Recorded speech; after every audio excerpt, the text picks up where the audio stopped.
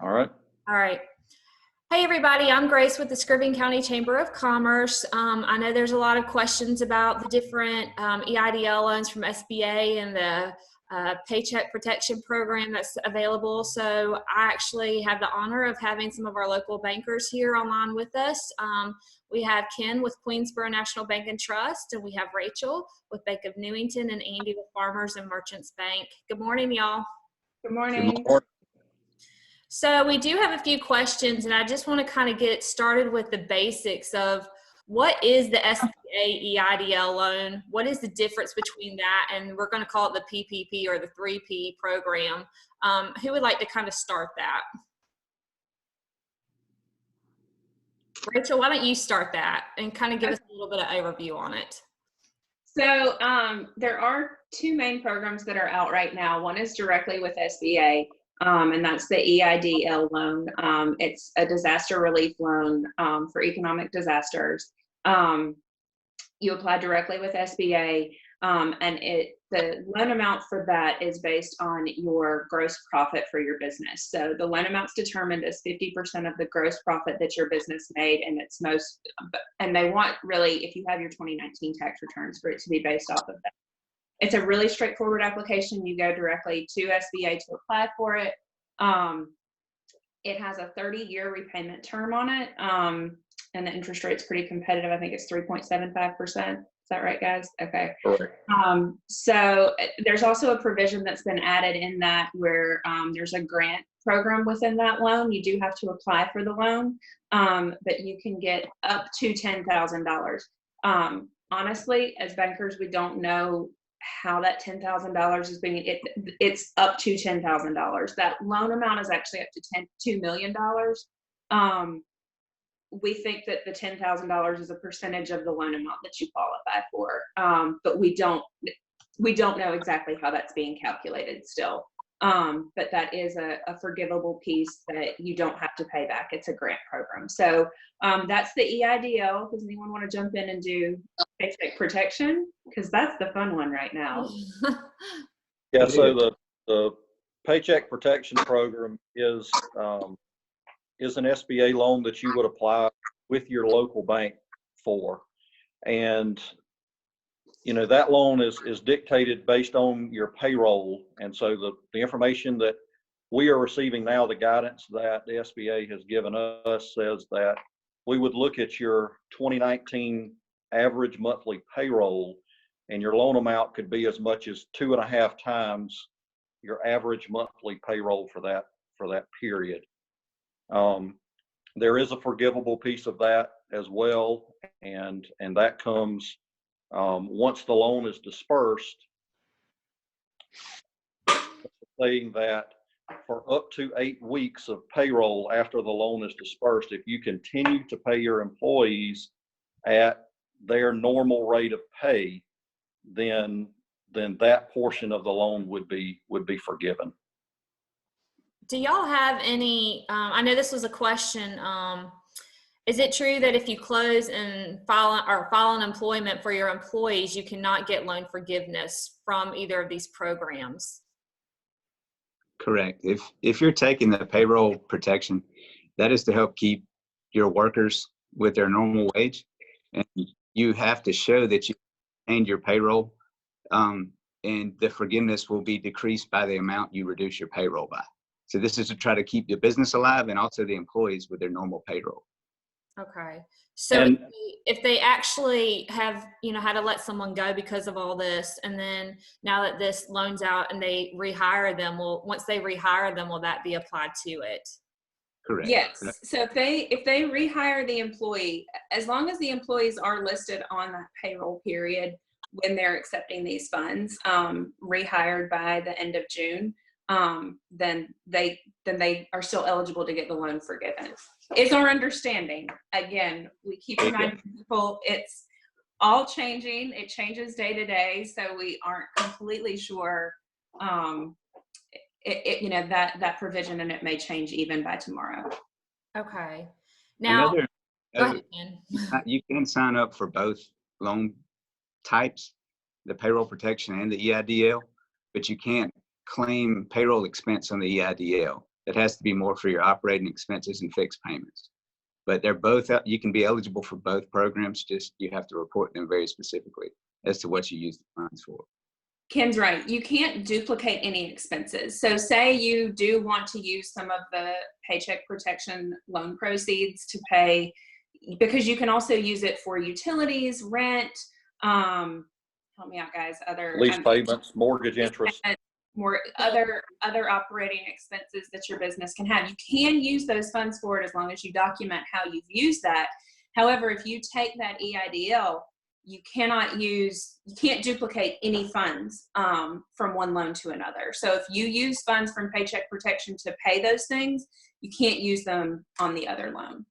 So, and that's what I think is so important for our businesses to know right now. Don't jump the gun and go get online and fill out those loans without knowing all of the details, correct? That's well, certainly go ahead. Yeah. And certainly go ahead there. You don't have to accept the loan. Like you can go ahead and apply for it. Just because we don't know what especially on the EIDL, we can't accept as bankers, they won't even let us process applications until tomorrow. So, and we're still P3 loan. The P3 loan. Yeah. Yeah. But you can apply for both. Go ahead and apply for both if you're interested. You don't have to accept either one right away, and you can kind of get with your banker to figure out what option might work the best. It's not a bad thing to apply for both of them. And also, if you have maybe a financial advisor or something where you can plan out, go ahead and start this time now to plan out which loans you want to use for what, so you're not duplicating. Would be a great time now to, don't jump the gun. Just make sure your plans, that you have everything in place and you know exactly what you're doing. Now, Correct.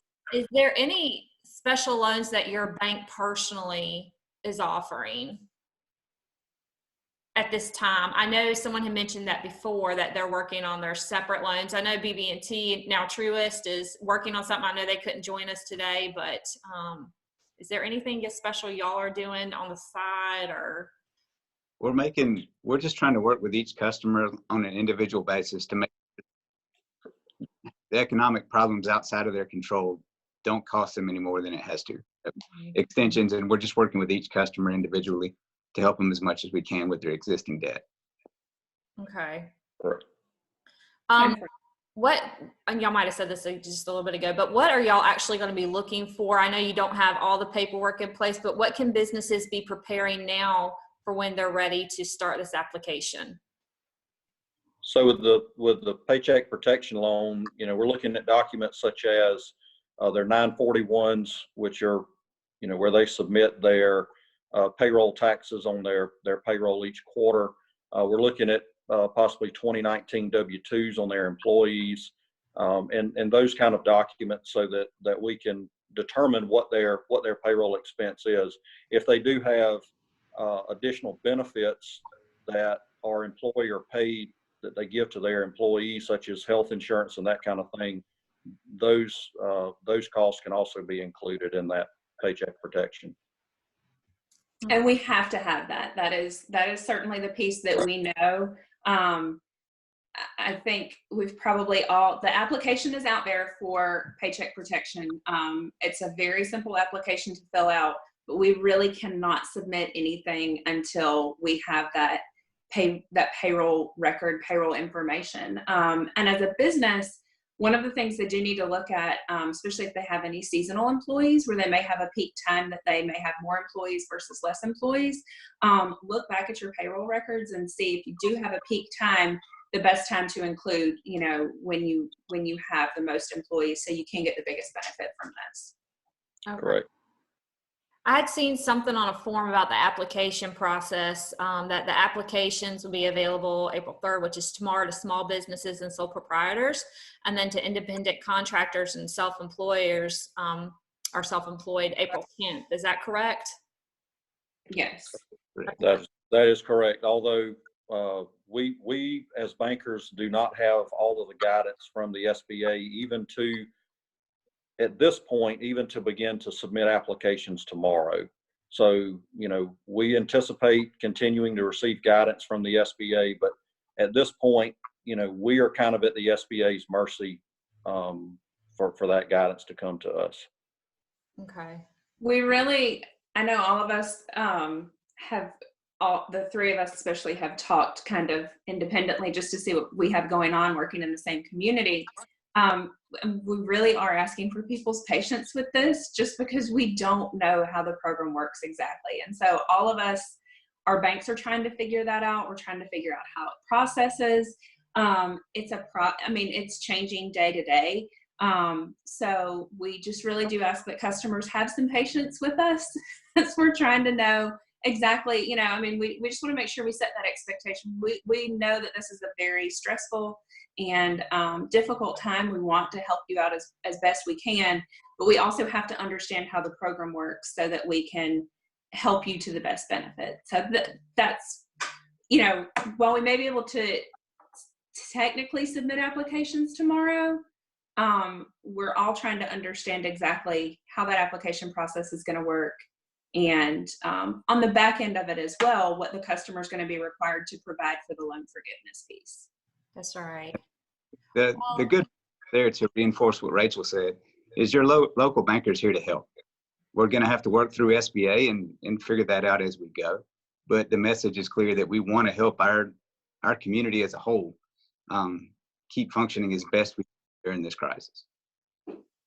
That's right. And I know that we're going to go ahead. We had talked earlier about doing a follow-up webinar maybe next week or a little bit later once we have a little more, few more answers and stuff. So, but I just wanted to kind of get out there and let our small businesses know, don't jump the gun, take time, let's prepare things. Would y'all like to add anything else? I would just say that, if you have a relationship with the bank currently, that is your best outlet to get the best information and to get the best service. So reach out to the person that you already have a relationship with. Awesome. Absolutely. Get those payroll records together. Those we've all said, the 941s, 944s, your accountant can help you with that. If you're interested in that paycheck protection, we have to have payroll records before we can do anything. So, and everyone's banker should be telling them that. Right. Absolutely. And we're just starting to feel the ramifications of the shelter in place. So even if you don't think you need this now, it's best to look into all of your and be ready to apply, because who knows what the future brings. Well, good. Well, thank y'all so much for doing this, and we look forward to following up sometime next week. Again, if y'all have any questions, feel free to call each one of these bankers, individually, but please, again, be patient with them, and hope everybody stays safe and has a good weekend. Bye, y'all. Thanks, Grace. Bye. Bye.